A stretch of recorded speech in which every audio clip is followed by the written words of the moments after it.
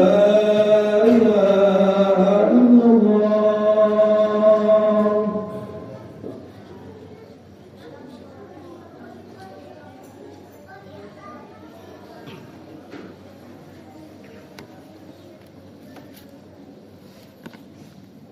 إن الحمد لله نحمده ونستعينه ونستغفره ونعوذ بالله من سرور أنفسنا ومن سيئات أعمالنا من يهده الله فلا مضل له ومن يضلل فلا هادي له أشهد أن لا إله إلا الله وحده لا شريك له وأشهد أن محمدا عبده ورسوله لا نبي بعده قال الله تعالى في القرآن الكريم أعوذ بالله من الشيطان الرجيم يا أيها الذين آمنوا اتقوا الله حق تقاته ولا تموتن إلا وأنتم مسلمون يا أيها الناس اتقوا ربكم الذي خلقكم من نفس واحدة وخلق منها زوجها وبث منهما رجالا كثيرا ونساء واتقوا الله الذي تساءلون به والأرحام إن الله كان عليكم رقيبا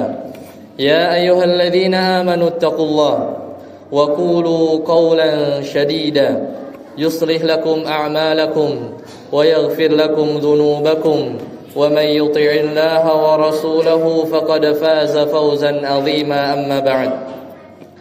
Jamaah sidang Jumat rahimani wa rahimakumullah. Yang pertama dan paling utama, marilah kita bersyukur kepada Allah Subhanahu wa taala.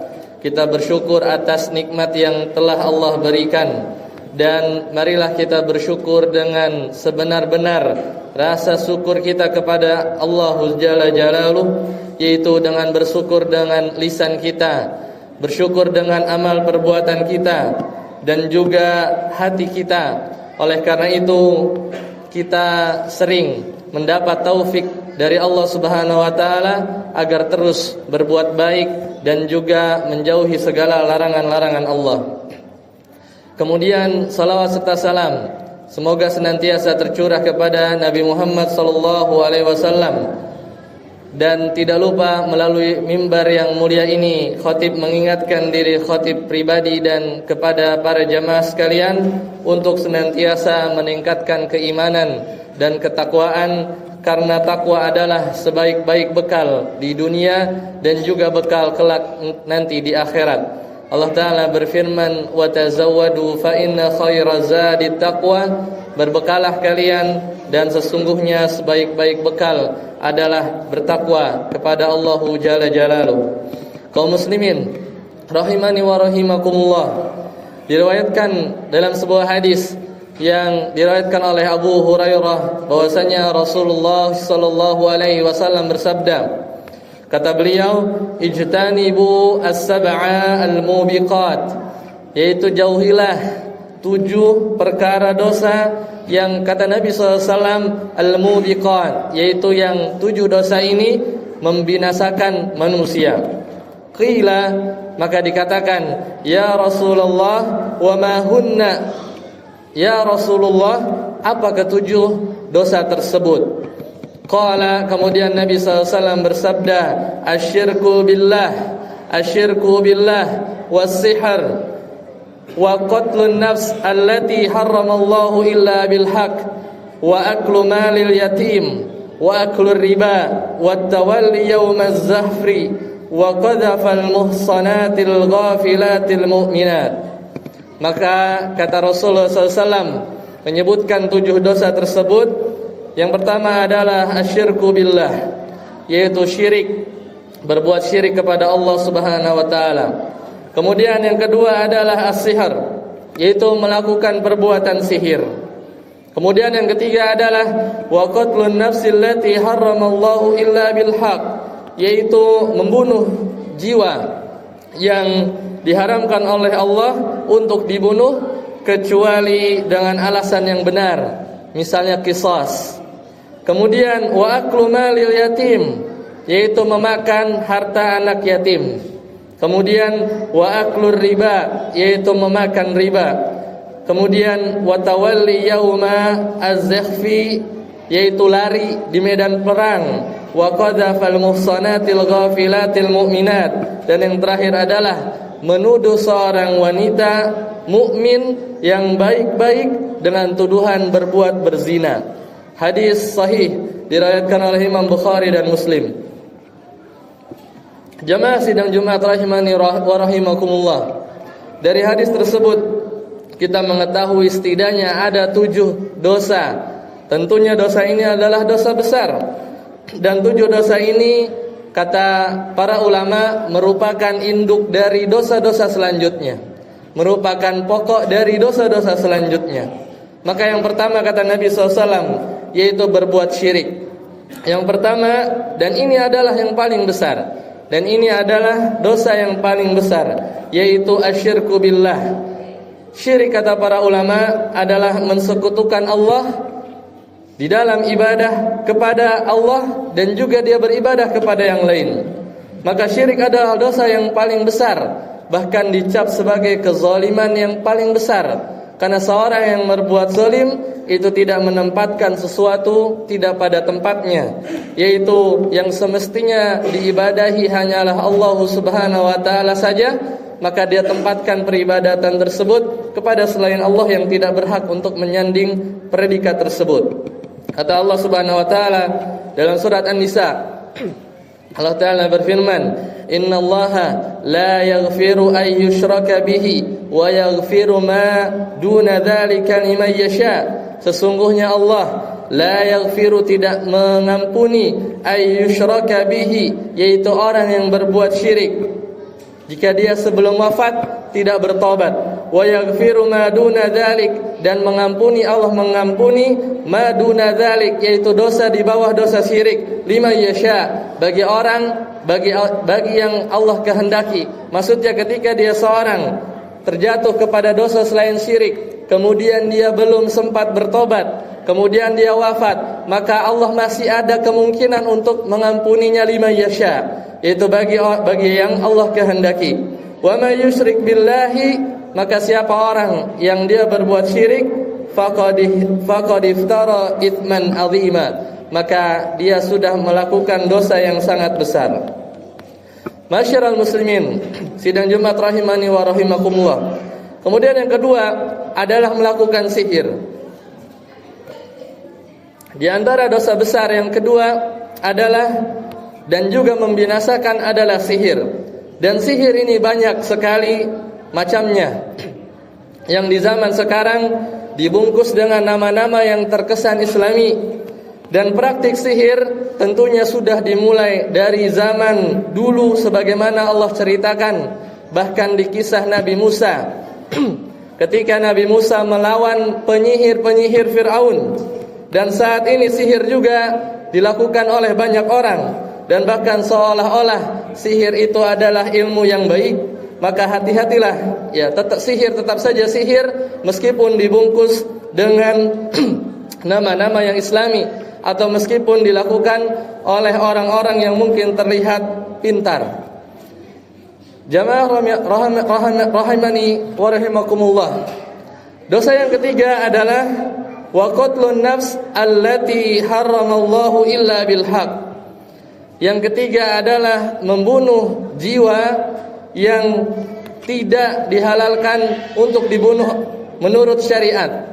Kata Nabi SAW, bahkan Allah Ta'ala juga berfirman, wa may yaqtul mu'minan muta'ammidan, siapa orang yang membunuh seorang mukmin dengan sengaja, fajazauhu jahannam, maka balasannya adalah neraka jahannam, khalidan fiha wa ghadiballahu alaihi wa la'anahu wa 'adda lahu adzaban 'azima. Bahkan Allah, maka dia kekal di neraka jahanam tersebut. Kemudian Allah marah terhadap dia, dan juga Allah melaknat orang yang membunuh seorang mukmin muta'ammidan, yaitu dengan sengaja.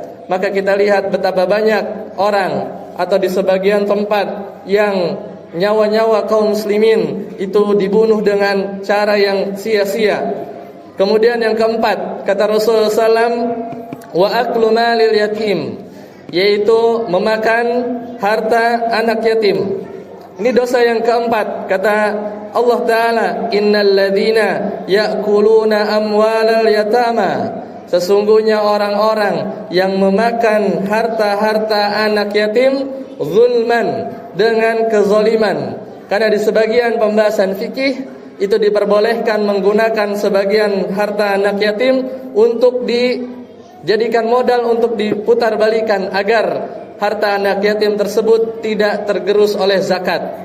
Oleh karena itu yang dilarang adalah memakan harta anak yatim zulman, yaitu dengan kezaliman. Karena jika hal tersebut dilakukan, maka kata Allah, innama ya'kuluna fi butunihim nara, maka seolah-olah orang tersebut itu memasukkan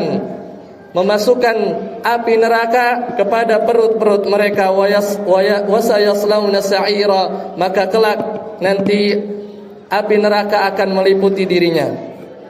Kemudian yang kelima, kata Nabi SAW, wa aklur riba, yaitu memakan riba. Riba adalah dosa besar, dan riba bahkan diharamkan oleh syariat-syariat terdahulu karena menunjukkan sesuatu yang buruk. Namun betapa banyak orang yang masih meremehkan masalah riba ini, bahkan menganggap riba adalah hal yang biasa, bahkan beralasan dengan alasan kepepet atau terpaksa maka dia menghalalkan riba. Maka semoga Allah menjauhkan kita dari dosa tersebut. Karena kata Rasulullah SAW, la'ana Rasulullah SAW melaknat,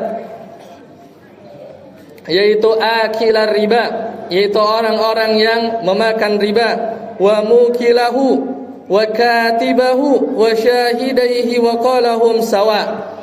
Jadi yang dilaknat bukan orang yang memakan riba saja. Kata Rasulullah SAW, Rasulullah SAW melaknat pemakan riba, pemberi makan riba, dan juga saksinya, dan juga orang yang menulisnya. Maka kata beliau, hum sawa, mereka itu sama saja. Hadis riwayatkan oleh Imam Muslim. Oleh karena itu, dari 5 tersebut merupakan dosa yang membinasakan. Semoga kita mampu menghindarinya, dan semoga kita terus Allah beri taufik untuk dijauhkan dari dosa-dosa besar tersebut yang merupakan pokok atau induk dari dosa-dosa turunan setelahnya. Dan mudah-mudahan kita diberikan hidayah untuk terus melakukan kebaikan agar kita dijauhi dari dosa-dosa yang al-mubiqat, yaitu dosa-dosa yang membinasakan. Barakallahu li wa lakum fil Qur'anil azim, wa nafa'ani wa iyyakum bima fihi minal ayati wa dzikril hakim. Aqulu qawli hadza wa astaghfirullahal azim li wa lakum wa lisairil muslimina wal muslimat fastaghfiruhu innahu huwal ghafurur rahim. Allahumma shalli ala sayyidina Muhammad wa ala ali sayyidina Muhammad.